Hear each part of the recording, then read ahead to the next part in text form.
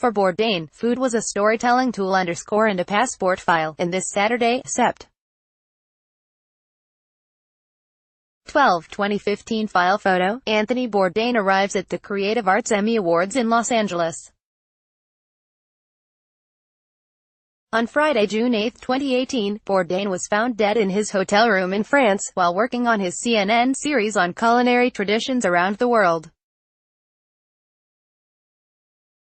Photo by Chris Pizzello, Envision, AP. Many people thought Anthony Bourdain had the most enviable career in existence.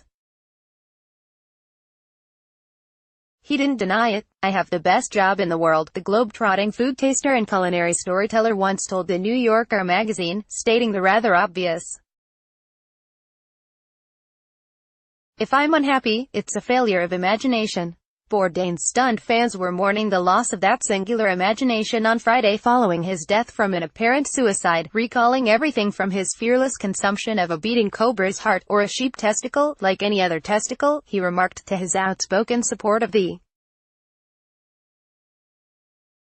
"I want it all," he wrote in his breakthrough 2000 memoir, Kitchen Confidential. "I want to try everything once."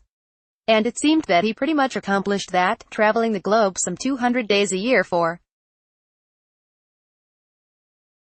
his TV shows, reveling not in fancy-tasting menus, which he scorned, but in simple pleasures like a cold beer and spicy noodles in Hanoi, which he once shared with former President Barack Obama. For him, food, though a huge pleasure, was more importantly a storytelling tool, and a passport to the world at large. It was a lifestyle that, while undeniably glamorous, took a toll, he suggested in a 2017 New Yorker profile. "I change location every 2 weeks," he said. "I'm not going to remember your birthday. I'm not going to be there for the important moments in your life."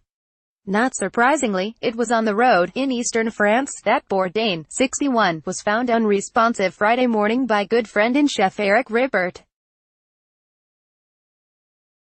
He'd been working on an episode for the 12th season of his CNN show, Parts Unknown. A prosecutor said he had apparently killed himself in a luxury hotel in the ancient village of Kaisersberg.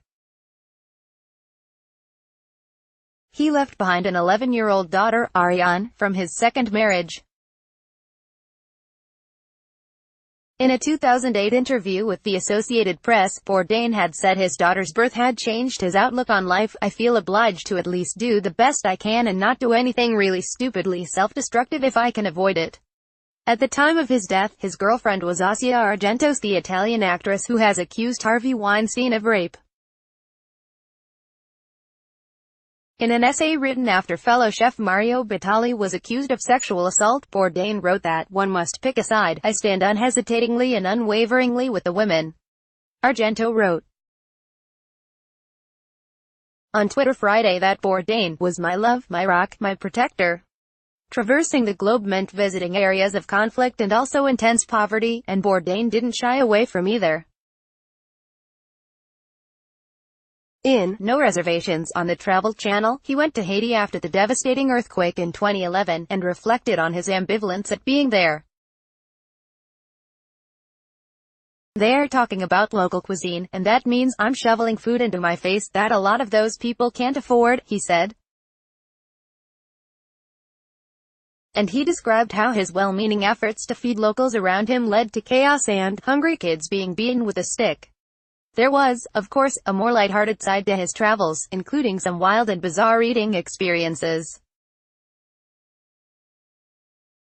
In Morocco, it was that roasted sheep's testicle. In Canada, it was a raw seal's eyeball. In Namibia, it was the wrong end of a warthog. He wound up with a parasite. In Vietnam, it was the still beating heart of a cobra that had just been sliced open.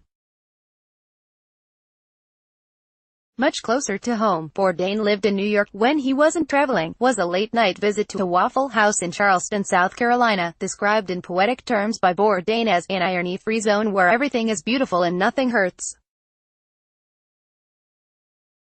Where everybody, regardless of race, creed, color or degree of inebriation, is welcomed. Sampling the pecan waffle drowning in butter and maple syrup, he exclaimed, "This is better than French Laundry, man," referring to the Napa Valley Temple of High Cuisine. That clip was being widely shared on Friday, and fans were also flocking to Amazon, where at mid-afternoon, 4 of the 6 top-selling books were by Bourdain. Kitchen Confidential was no. 1. In that acclaimed book, Bourdain, who born in New York City and raised in Leonia, New Jersey, candidly described his personal struggles, including drug use that led to his dropping out of Vassar College. But he thrived in restaurant kitchens, and that work led him to the Culinary Institute of America, where he graduated in 1978. He eventually became executive chef at Brasserie Les Halles in 1998. In the preface to the latest edition of Kitchen Confidential, Bourdain wrote of his shock at the success of his book, which he managed to write by getting up at 5 a.m. before his kitchen shifts. The new celebrity chef culture is a remarkable and admittedly annoying phenomenon, he wrote.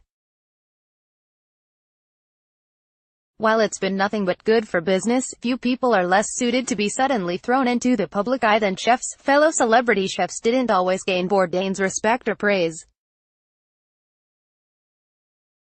Many earned his unfettered scorn.